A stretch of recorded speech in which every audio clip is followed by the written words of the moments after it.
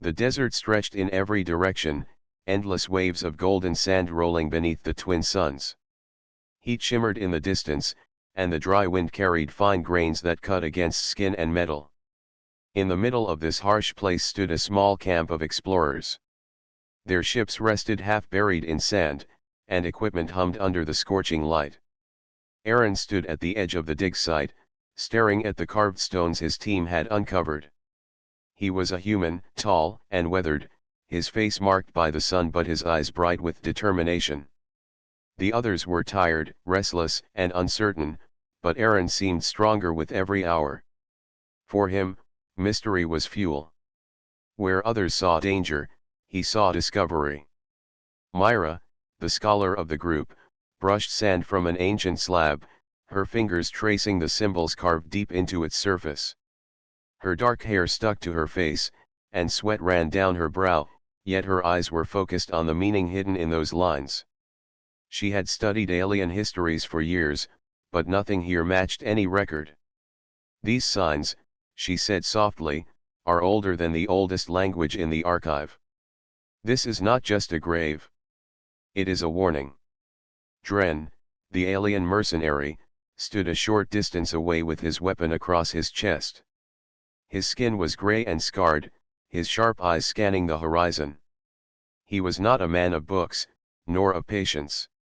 He had been hired to protect the team from raiders or beasts, but even he could feel there was something wrong about this place. "You should leave it buried," Dren said. His voice was steady, but his grip on the weapon tightened. The desert does not hide treasure without reason. Aaron turned to him, his lips forming the faintest smile. "Warnings are for those who fear the truth. Humanity did not cross the stars to walk away from secrets." The words stirred the camp. Some of the younger workers looked at each other nervously, but no one dared speak against him. Aaron's presence had that effect. He was not just a leader, he was a symbol of human stubbornness, the kind that built colonies on barren worlds and opened paths where none seemed possible. By late afternoon, the team uncovered the top of a massive door hidden beneath the sand. It was carved from black stone that shimmered faintly even under the sun. Strange figures twisted along its surface, neither human nor alien but something in between. They looked alive, as if caught in motion. The workers cleared more sand, exposing a seam down the middle. Myra's voice shook as she read the carved symbols aloud. "It says, this tomb was sealed not to honor the dead, but to protect the living. To open is to invite what should never rise." The words spread through the camp like cold wind. Even the air seemed heavier. Aaron stepped closer, his boots sinking into the hot sand. He placed his palm against the stone. It was cold, as if untouched by the heat around it. He smiled again, not with joy but with determination. If it was meant never to be opened, why does it call to us even now? The galaxy fears the unknown. Humans seek it. The suns dipped lower, painting the sky in fire-red streaks. The wind grew stronger, carrying strange whispers through the dunes. Some swore it was only the sound of sand scraping against rock, but Myra felt it was something else. The desert was speaking, trying to remind them of the price of curiosity. That night, the team sat around a small fire. Dren kept his eyes on the door, refusing food. Myra argued with Aaron, her voice rising with urgency. "We are not ready.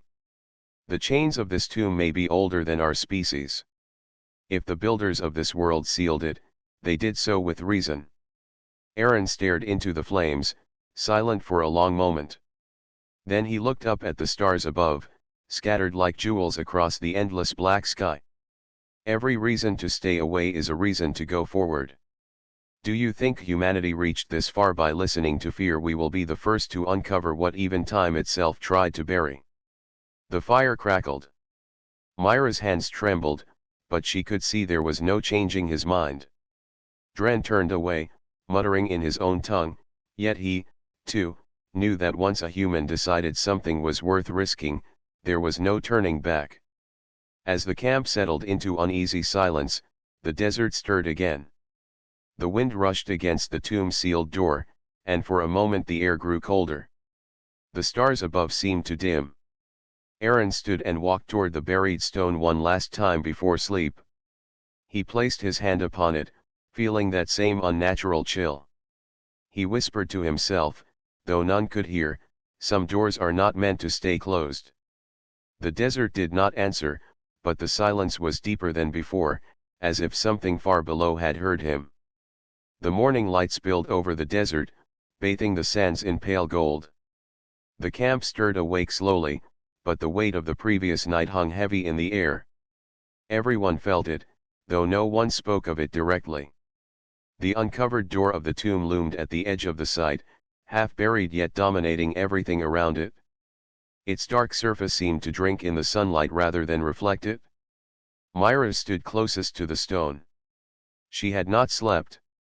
Her eyes were tired, and her voice quiet as she traced her fingers over the carvings again. The symbols grew clearer with every grain of sand removed. They told a story, though broken and scattered. She whispered the words as if afraid they might awaken something. "It says the gate is sealed with chains of silence. It says that what rests inside is not dead but waiting. It says those who enter will not return." Her hands trembled as she pulled away. She turned to Aaron, who was watching from a distance. His expression was calm, but there was fire in his eyes. "Do you not hear it?" she asked. "The stones are not warnings from superstition. They are records of what happened here. Whatever lies within was powerful enough to be locked away. And we are standing on its prison." Aaron walked closer, his boots crunching in the sand. "Every prison holds a truth, Myra. The builders feared what was inside. That makes it more important to understand. Humanity is defined not by what we fear but by what we face." Dren, who had been sharpening his blade near the camp's edge, rose to his feet and stepped forward. His alien features were sharp, his eyes dark and unsettled. "You speak as if curiosity is strength, human. But curiosity can be weakness too. Whole armies could not bury this place forever. What chance do you think we have if it wakes?" Aaron did not flinch. "If it wakes, then it will see that humans do not run." The workers nearby exchanged nervous glances. They were not fighters, not leaders. They were simple diggers and helpers, drawn here by coin or the promise of discovery. Now, most of them wished they had never come. By midday, the last of the sand was cleared from the massive doors. The seam down the middle stretched higher than 3 men standing on each other's shoulders. Strange grooves twisted across its surface, forming spirals that seemed to move when viewed too long. No tool could chip the stone, no heat could burn it. It was older and harder than anything they had touched before. Myra bent low, brushing away the last dust from a symbol near the ground. Her breath caught in her throat. "This one, it is different. It is not a warning. It is a command." She read it slowly, voice shaking. "Do not speak the name. Do not break the chain. Do not wake the one who remembers." The words clung to the air, heavy and sharp. For a long moment, no one moved. The desert wind quieted as if listening. Aaron stepped closer. His hand brushed the seam between the doors. It was cold, as it had been before, colder than the night itself. He pressed harder, and the stone vibrated faintly beneath his palm. He pulled back, thoughtful, not afraid. Myra grabbed his arm. "You cannot be serious. You felt that.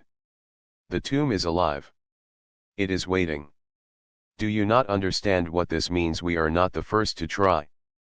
Those statues inside, the ones we saw in the chamber above, they may have been explorers too. They may have stood where we are standing now." Aaron's face softened for a moment, but his voice was steady. "And yet, no one remembers them. No record of their courage survived. Humanity is different. We make our mark even when the galaxy tells us not to. That is why this door must open." Dren spat into the sand, a gesture of disgust from his people. You will doom us all for pride. Aaron turned to him, eyes burning. No. For truth. The suns began to set again, painting the sky in deep orange and violet. The team lit torches around the door, their flames flickering wildly though the wind had gone still. The air grew heavy, and the ground beneath them seemed to breathe. The desert itself was restless. As the light faded, Aaron gathered the workers and spoke clearly, his voice carrying in the growing night. This is not just stone. It is history. It is a story that has been locked away for longer than we can imagine. We are the ones who found it, and we will be the ones remembered for bringing it to light. Myra lowered her head, unwilling to argue further. She could see that no warning, no carved message, would turn him aside. Dren stood with arms crossed, silent but watchful. He had seen death before, and he knew its shadow when it lingered near. That night, as the torches burned low, a sound echoed from within the tomb. It was faint, like stone grinding against stone, or perhaps like a deep breath drawn from far below. The workers froze, staring at the sealed doors. Myra whispered, voice barely audible. The chains are not made of iron. They are made of time. And we are breaking them. Aaron stood firm, eyes fixed on the ancient seam, his heart steady. Where others felt fear, he felt only certainty. The door was waiting, and soon, he would open it. The door opened slowly, groaning like a mountain shifting in its sleep. Dust and cold air rushed outward as if the tomb itself exhaled after ages of silence. The torches flickered, their flames bowing toward the dark gap. No one spoke. Even Aaron, bold as always, stood still for a moment, watching the black passage beyond. The opening widened, and the smell of ancient stone poured out. It was not decay, not the scent of rot, but something heavier, as though time itself had gathered and condensed into a weight carried on the air. Myra held her breath, one hand pressed against her chest. Dren lifted his weapon, though some part of him knew it would be useless. At last Aaron moved. He stepped forward, torch in hand, and passed through the opening. His figure vanished into the darkness. After a pause, Myra followed, then Dren, then the others, though fear dragged at their feet. The tunnel beyond was vast. Its ceiling arched high above, carved with spirals and strange shapes that seemed to shift in the torchlight. The walls were lined with statues, each figure caught in mid-motion. Some appeared to be fleeing, arms raised as if to shield themselves from an unseen terror. Others knelt with faces twisted in despair. Their detail was too perfect, too real.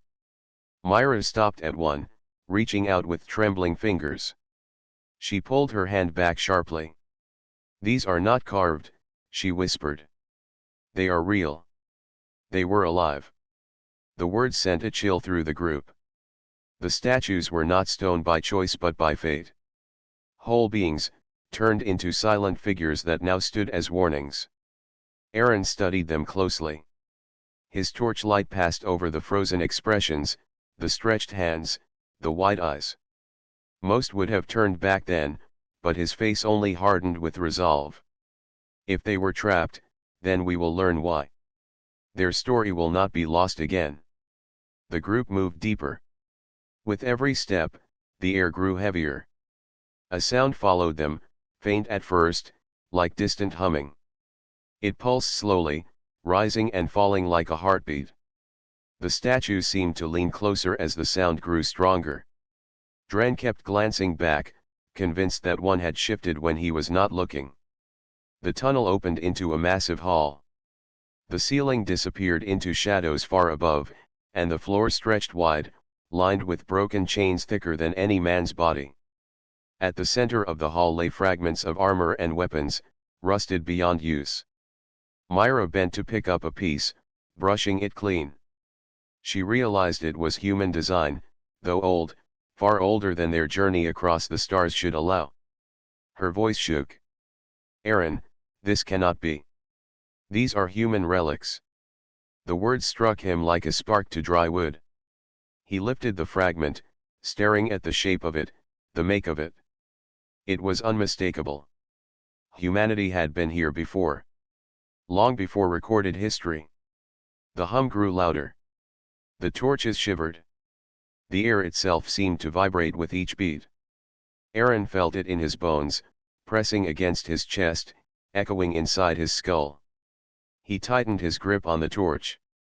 "It remembers us," he said softly, more to himself than anyone else. Suddenly the ground shook. Dust rained from the ceiling, and several statues cracked, falling to the ground in broken pieces. A deep rumble filled the chamber. The workers screamed, some dropping their torches, the flames scattering and dying. Darkness rushed in, broken only by the few lights clutched tightly by those who did not run. Myra cried out, her eyes fixed on the far wall.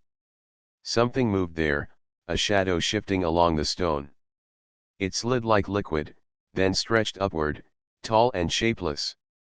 Its edges blurred as though it could not hold one form. It whispered, though its voice was not sound but thought pressing into their minds. Dren lifted his weapon, aiming it at the shadow, but his hands shook. "This is no enemy I know. This is older than war."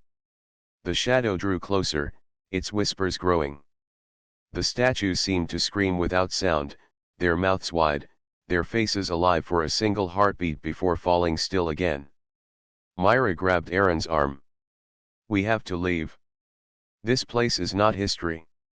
It is hunger. It is waiting for us." But Aaron stood firm, his torch held high. His jaw clenched, his voice calm though the ground shook beneath them. "If it waited, then it waited for a reason. And if it remembers us, then it is because we were the only ones who ever stood against it." The hum swelled, almost deafening, though no ears could truly hear it. The shadow grew taller, filling the hall with its presence.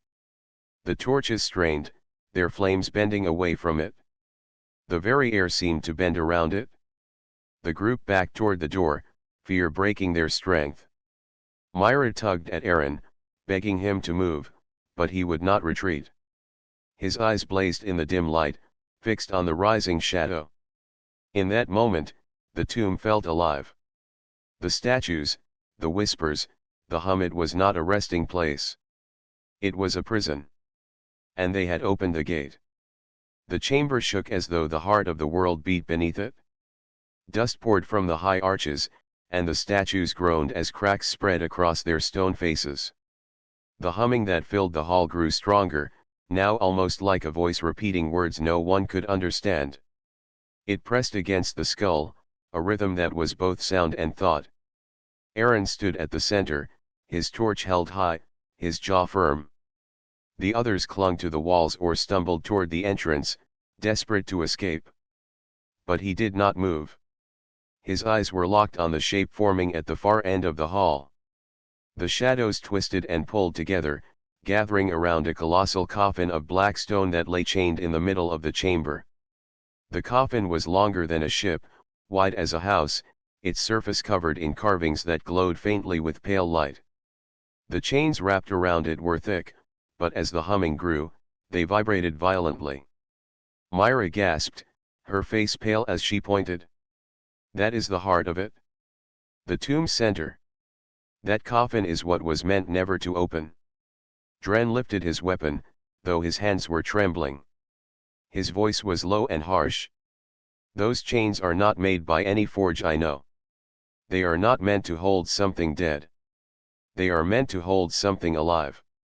The chains clattered, one after another, snapping like brittle sticks. Each sound echoed through the chamber like thunder.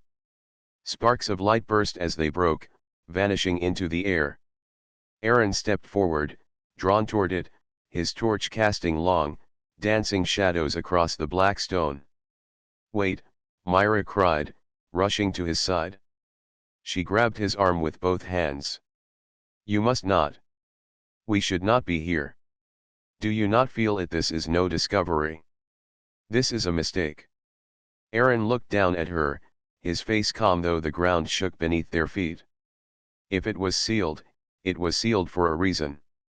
and if humanity was the one to find it, then perhaps we are meant to face that reason. The last chain shattered with a deafening crack. The coffin pulsed once, a dull glow running across its surface like fire through veins.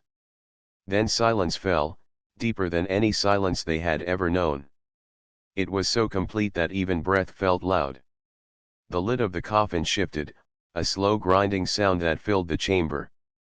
Dust lifted into the air as cracks split along the edges. Then, with a sudden violent force, the stone burst apart. Fragments flew across the chamber, crashing into statues and walls. From within rose a shadow, massive and shifting. It did not have a single form but many. At times it looked like a creature with wings, then a figure of fire, then a beast with countless eyes. Its body twisted endlessly, never the same shape twice. Voices spilled from it, layered and endless, as if thousands were speaking at once. The workers screamed and fled. Some dropped their torches, their flames dying as they hit the floor. Darkness spread, broken only by the strange light that glowed faintly within the shadow. Myra staggered back, her hands shaking, her face white with terror. Dren stood frozen, his weapon raised but his arms weak. The voices of the shadow poured into their minds. Some were cries, some were whispers, some were commands. It was impossible to separate them, but one thing was clear: it was aware. The shadow stretched higher, filling the space, brushing against the high ceiling. The humming was gone, replaced by the sound of its shifting form, like storms colliding, like waves crashing in the dark. Aaron did not move back. His feet were steady on the stone, his torch burning bright in his hand. The voices pressed against his mind, but he held strong. His eyes narrowed as he stepped closer. The shadow leaned down, its many voices merging into something clearer. "I remember." Myra gasped, covering her mouth. "It speaks." The voice was not a sound but a thought that entered all of them. It was heavy and ancient, filled with memory. The shadow twisted again, its countless shapes bending toward Aaron. "I remember your kind," it said. "The ones who dared before. The ones who bled to seal me." Aaron's heart pounded, but he did not flinch.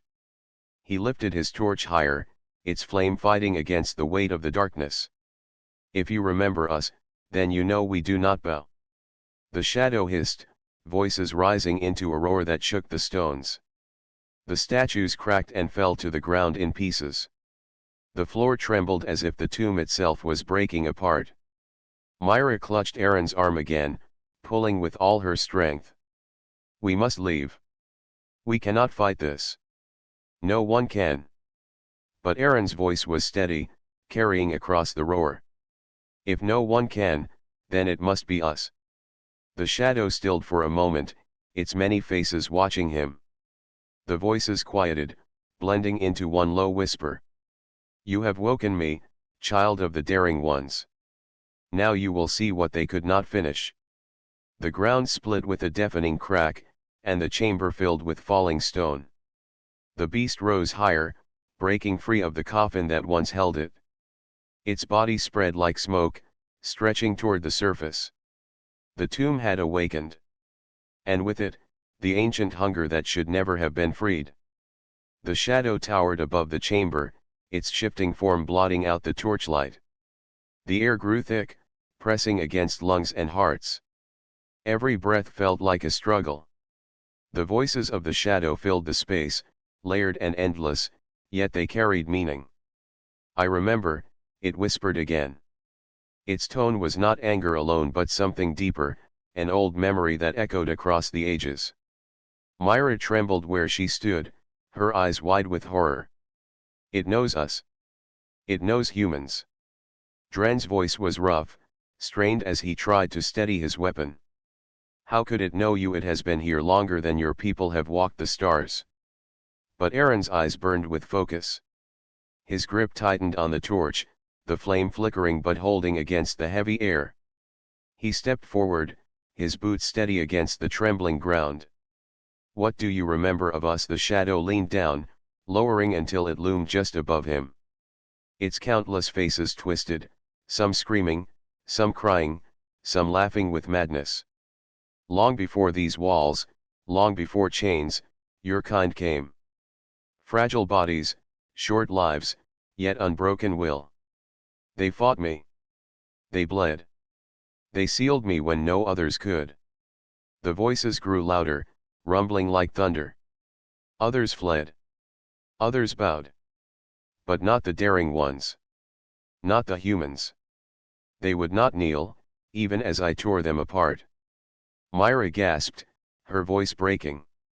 Aaron, do you not understand? It was your kind that locked this thing away. It has waited for you. It remembers the fight. Aaron's jaw tightened. His eyes did not leave the shifting mass above him. Then it remembers what we are. We are not the kind that runs. The shadow hissed, and its many voices turned into a single roar. The torches blew out, leaving only Aaron's flame, a small but steady light against the vast dark. The creature recoiled from it, shifting back slightly. For the first time, it showed hesitation. Aaron lifted the torch higher. You fear even this small fire. For all your power, you fear our will. That is why my people sealed you. The beast's form rippled, shuddering like waves in a storm. I do not fear. I remember. Its voice grew heavy, filling every corner of the hall. And I remember that fire is not your only weapon. I remember your defiance, your madness, your endless drive. I remember that even when broken, you rise again. The ground shook violently. Statues crumbled, falling in clouds of dust. The workers who had not already fled screamed and scrambled toward the exit, their cries lost in the roar. Only Aaron, Myra, and Dren remained near the center. Dren growled low in his throat. We cannot fight this. We must leave before the roof comes down on us. But Aaron did not move. His eyes locked on the shadow, his voice steady. If we leave, it will follow. If we run, it will rise. Humanity did not cross the stars to open cages and then hide from what crawls out. If it comes, it must face us again. Myra's hands shook as she clutched his arm. You will die. We all will. Aaron turned to her, his gaze firm but calm. Then let us die standing. That is the way of our kind. The shadow surged forward suddenly, its form slamming into the floor like a wave of smoke and stone. The torches scattered, and the ground cracked beneath the force. Yet Aaron did not step back. He thrust the torch forward, its flame flaring bright in the rush of air. The beast recoiled once more, twisting into shapes that screamed and clawed at the light. For all its power, for all its endless shifting, it could not bear the stubborn fire held by a single man. The voices rose again, this time filled with both anger and curiosity. You are small. You are weak. And yet you stand when all others fall. Why do you not bow? Why do you not flee? Aaron's voice rang out across the chaos. Because we are human. And humans do not yield. The chamber quaked. Cracks spread through the ceiling. Stones fell, crashing around them. Myra screamed as she pulled Dren toward the entrance. Dust filled the air, choking and blinding, but still Aaron stood, torch raised against the darkness. The shadow stilled, its vast form hanging in the collapsing hall. Its voices fell to a whisper, low and endless. Then you are as they were. The daring ones. The sealers. The ones who chained me. Perhaps you will be the ones to do so again. The ground split open beneath the coffin's remains. Fire and dust burst upward as the beast pulled itself free, rising toward the surface. The tomb shook like a dying heart. Myra shouted over the roar, her voice desperate. It is leaving. Aaron, we must escape now. Aaron lowered the torch, his eyes still locked on the beast. His chest rose and fell with heavy breaths, but his voice was calm. It knows we are here. It knows we will fight again. That is enough. The three of them stumbled toward the collapsing entrance as the shadow surged upward, breaking through stone and sand. The ancient chains were gone. The prison was no more. And above them, in the desert night, the stars waited to witness the return of a thing that should never have been freed. The tomb roared like a storm as it broke apart. Walls split open, and statues tumbled into heaps of shattered stone. Sand poured through the cracks as the ceiling collapsed. The shadow rose higher, spreading like smoke that filled every space. Its voices shook the air, 1,000 whispers rolling together into one endless command, rise. Myra clung to Dren as they stumbled toward the exit, their torches flickering weakly against the dark. The ground pitched beneath them, throwing dust into their lungs. The air grew hotter with every step, though no flame burned nearby. Aaron stayed close behind, his torch still held high, the light refusing to die. His eyes never left the shifting mass above. Each time the shadow surged forward, he thrust the fire toward it, and each time, it hesitated. Even in its freedom, even in its rage, it recoiled from the stubborn glow. Move, Aaron shouted, his voice cutting through the roar. Do not stop. The tomb is not meant to last. It will bury us with it. They pushed through the crumbling hall, stumbling over broken statues and twisted chains. The once great carvings now looked like scars across the stone, reminders of battles fought long before. Myra's breath came in ragged gasps, her mind still caught on the words the creature had spoken. It remembered humans. It remembered their fight. And now it had been freed because they had dared to open its door. At last they reached the outer tunnel, where pale starlight spilled in through the widening cracks. The desert night had fallen, and cold air swept inside, clashing with the heavy breath of the tomb. Workers who had fled earlier were gone. Only scattered tools and abandoned packs remained, half buried in sand. The ground heaved once more, and with a deafening roar, the shadow burst through the ceiling behind them. Stone shattered, and a column of sand exploded upward as the creature tore free of its prison. It rose into the night sky, vast and formless, its shifting body blotting out the stars. Its many voices echoed across the desert like thunder rolling through endless canyons. Dren steadied Myra as they ran, his sharp eyes fixed on the horizon. It will not stop here. It will not rest. The galaxy will feel this. Myra's voice cracked. And it will remember us. It will hunt us because we set it free. Aaron stopped at the edge of the camp, turning to face the tomb. The others staggered a few paces before realizing he was no longer moving. They turned back, their eyes wide with disbelief.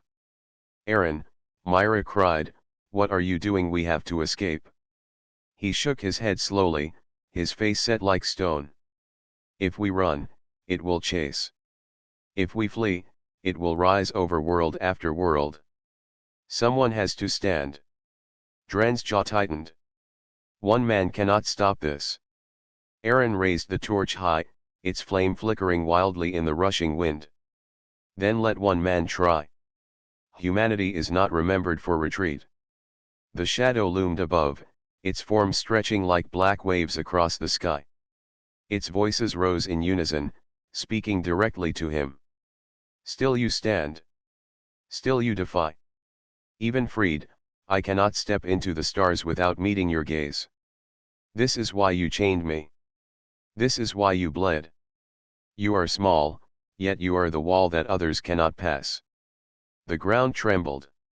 The dunes shifted as the beast pressed against the earth itself, rising higher, testing its new freedom. Aaron did not move. His torch burned, and his eyes shone brighter than the flame itself. Myra sobbed, torn between terror and awe. She wanted to drag him away, yet she knew she could not. This was what made him human. This was why the creature remembered them. Not their strength, not their weapons, but their refusal to bow. The shadow surged downward, crashing against the sand, its form spreading wide. A wall of smoke and dark shapes rushed toward Aaron. For a heartbeat, it seemed it would swallow him whole. But Aaron thrust the torch forward with both hands, shouting with all the strength in his chest. If you would rise, then rise against us. You will not take the stars without facing humanity again. The flame blazed brighter than it should have, flaring like a signal against the endless dark. The shadow recoiled, shuddering, its form breaking into countless fragments before pulling together again. Its voices screamed, some in rage, some in sorrow, some in memory. For the first time since breaking free, it hesitated. The desert fell silent. Only the wind moved, carrying grains of sand across the ruins of the camp. The stars above shone faintly through the shifting shape of the beast. It lingered there, its voices low, almost thoughtful. At the end of ages, you still stand. The daring ones remain. Perhaps this is why I was sealed by your kind, and not by others. Perhaps this is why I remember you most of all. It rose higher into the sky, twisting into shapes too vast to follow. Its voices echoed across the desert one last time. I will not end here. I will return. And when I do, it will be against you. With that, the shadow stretched upward, vanishing into the night. The air lightened, the pressure easing from their lungs. The ruins of the tomb lay silent, broken chains scattered in the sand. Myra collapsed to her knees, her chest heaving. Dren lowered his weapon at last, his eyes still locked on the sky. Aaron lowered the torch, its flame finally dimming. He looked at the stars, his voice low but steady. It will come again. And when it does, humanity will be waiting. The desert was quiet once more. The rumble of falling stone faded, and the last echoes of the shadow's voices drifted away into the night. Only the whisper of wind across the dunes remained. The camp was half buried, scattered tools and broken torches lying under the starlight. The great tomb that had stood sealed for ages was now a ruin, shattered chains glinting faintly in the sand.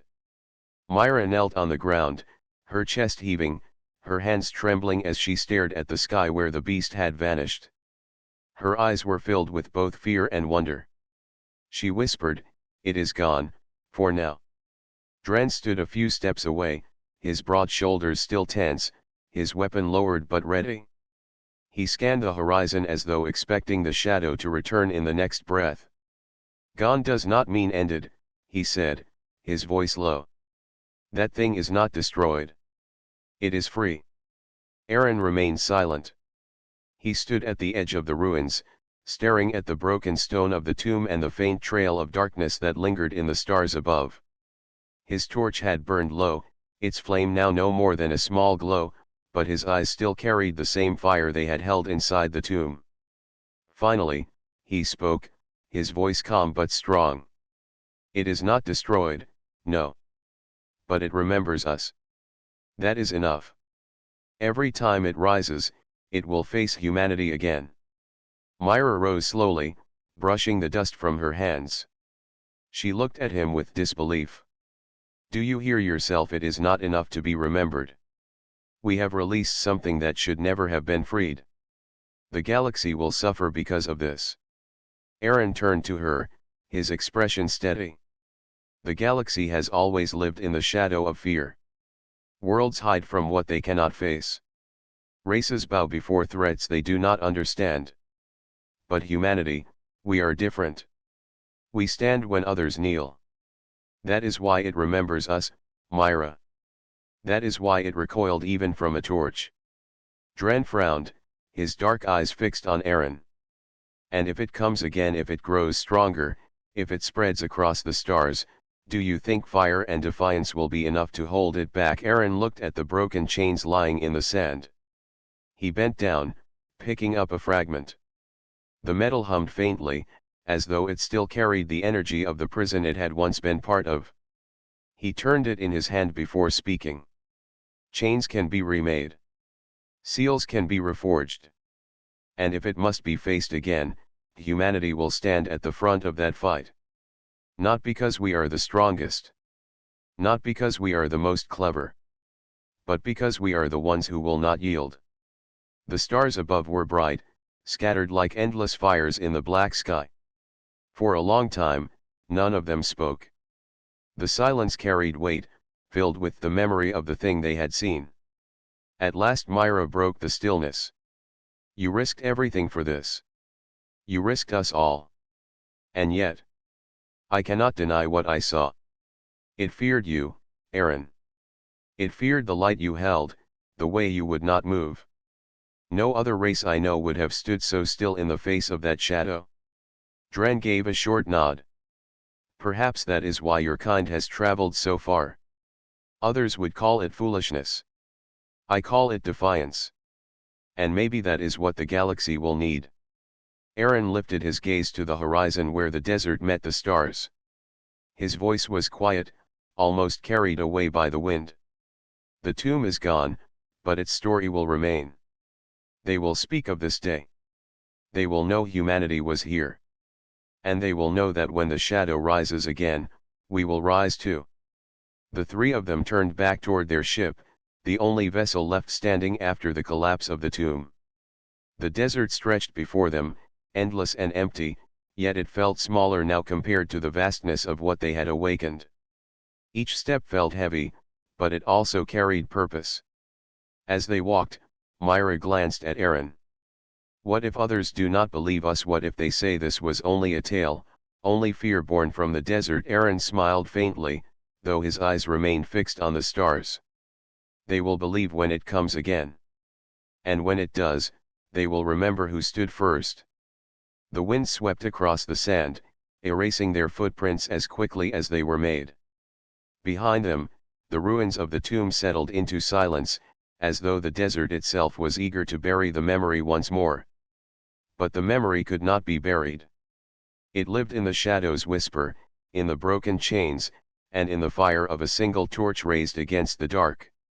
When they reached the ship, Aaron paused one last time, looking back at the ruins. The night was calm again, the stars bright above, but he knew peace would not last. He spoke softly, almost to himself. Some tombs cannot remain closed. But as long as humanity breathes, the seal will never be broken completely.